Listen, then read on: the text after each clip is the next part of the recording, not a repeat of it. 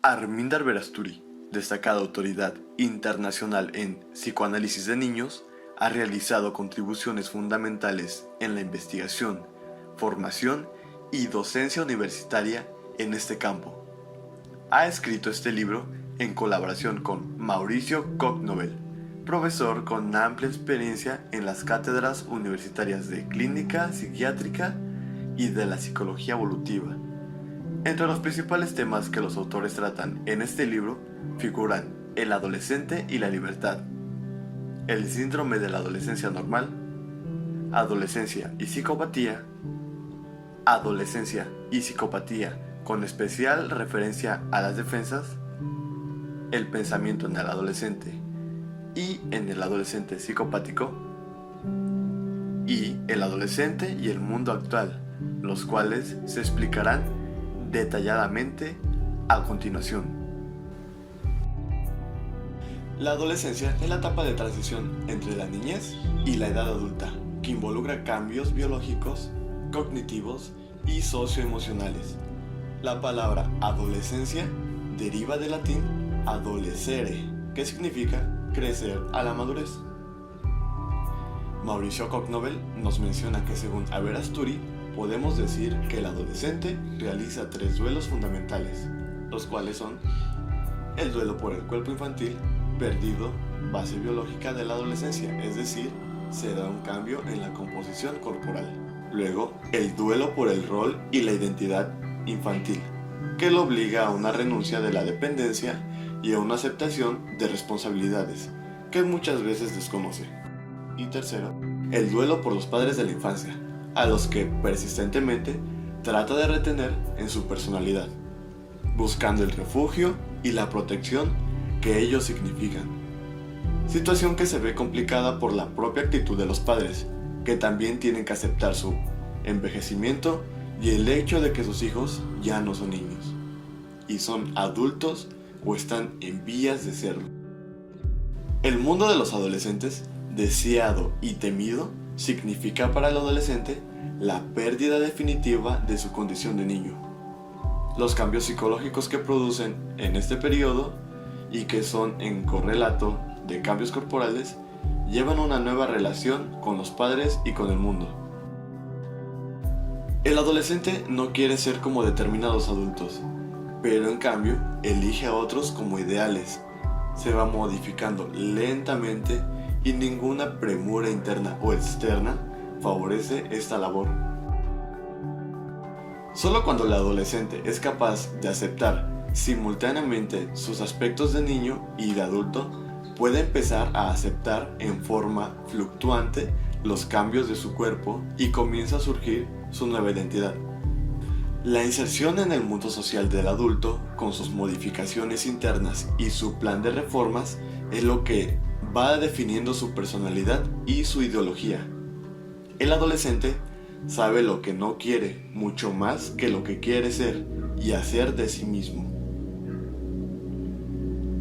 Son 3 las exigencias básicas de libertad que plantea el adolescente de ambos sexos a sus padres: la libertad en salidas y horarios, la libertad de defender una ideología y la libertad de vivir un amor y un trabajo. Para Erikson, el problema clave de la identidad consiste en la capacidad del yo de mantener la mismicidad y la continuidad frente a un destino cambiante. Y por ello la identidad no significa para este autor un sistema interno, cerrado o impenetrable al cambio, sino más bien un proceso psicosocial que preserva algunos rasgos esenciales, tanto en el individuo como en su sociedad. Para Kimber, el sentimiento de identidad implica la noción de un yo que se apoya esencialmente en la continuidad y semejanza de las fantasías inconscientes referidas primordialmente a las sensaciones corporales. Las identidades transitorias son las adoptadas durante un cierto periodo. Otro punto son las identidades ocasionales, son las que se dan frente a situaciones nuevas.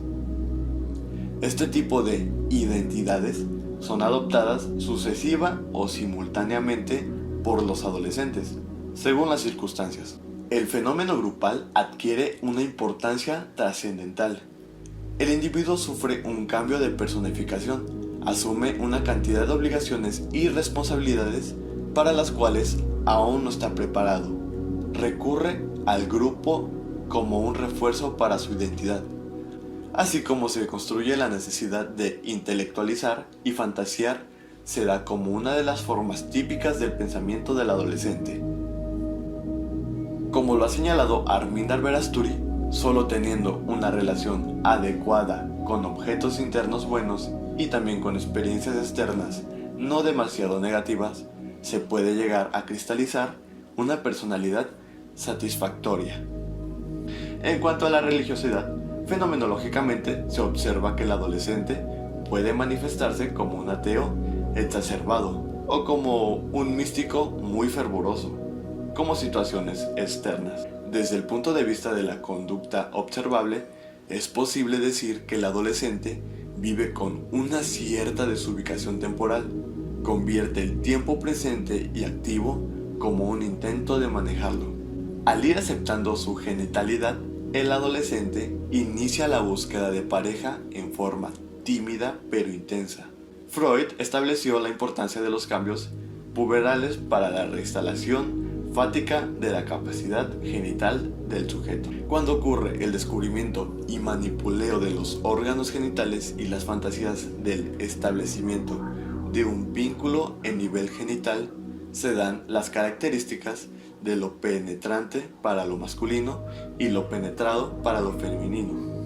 El problema de la curiosidad sexual, expresada en el interés por las revistas pornográficas, tan frecuentes en el adolescente, el exhibicionismo y el voyeurismo, se manifiestan en la vestimenta, el cabello, el tipo de bailes, etc.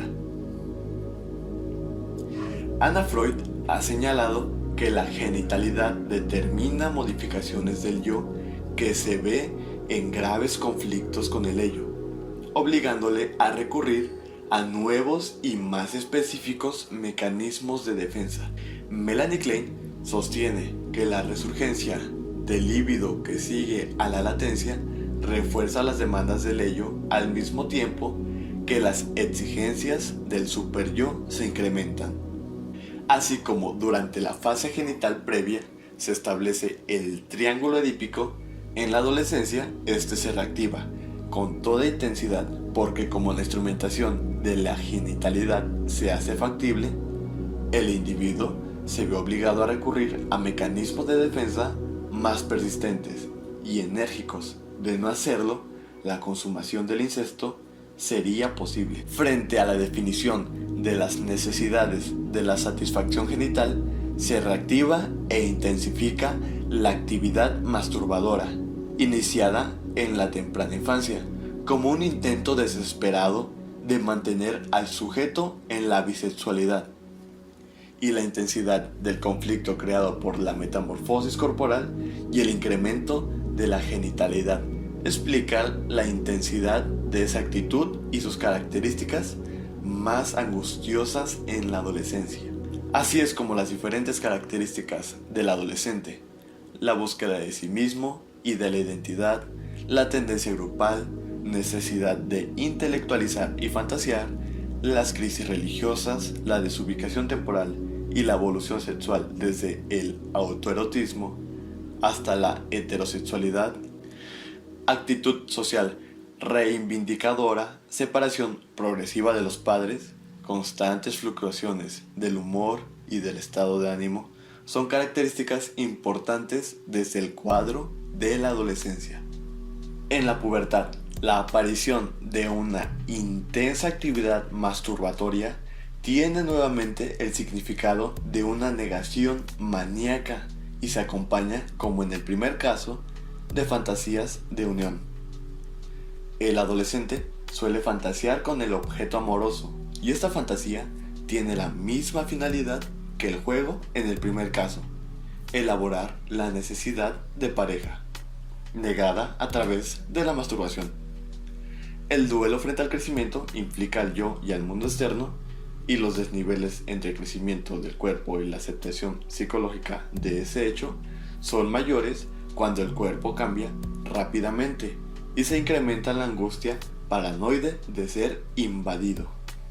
Cuando el adolescente adquiere una identidad, acepta su cuerpo y decide habitarlo. Se enfrenta con el mundo y lo usa de acuerdo con su sexo. Si pudiera lograr una independencia absoluta de la autoridad paterna o materna, se observaría que la rebeldía frente a los padres es posible solo cuando fluctúan con el sometimiento a otras figuras que lo reemplacen. Cuando el drama se debate en este plano, cuanto más crece su cuerpo, más infantil se muestra el adolescente. Para el adolescente, hablar de amor o planificar sobre su vida amorosa futura aparece como una defensa ante la acción que siente imposible desde dentro o desde fuera.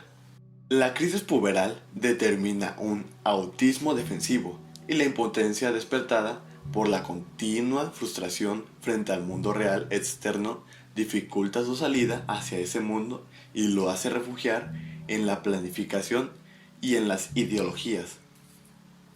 El adolescente necesita estar solo, replegarse en su mundo interno.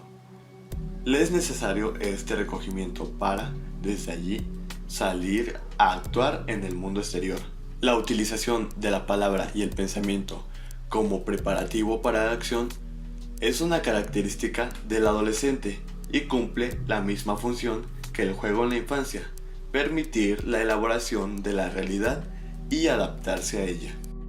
La formación de la identidad comienza con la vida misma, pero el logro de la identidad sexual exige la libre experimentación y atraviesa fluctuaciones. En ese sentido, los tabúes y prohibiciones sexuales y las inhibiciones genitales de padres y maestros no solo la retardan, sino que pueden conducir a su patología.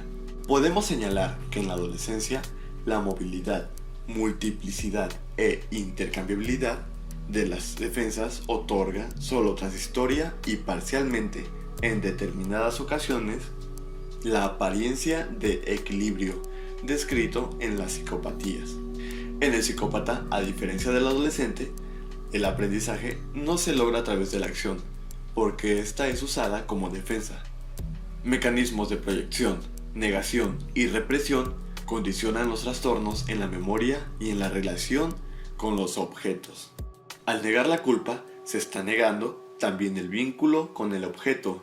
La negación del vínculo atraerá apareada la imposibilidad de rehacer el objeto en la memoria, lo que inevitablemente trae un déficit en la acumulación de experiencias.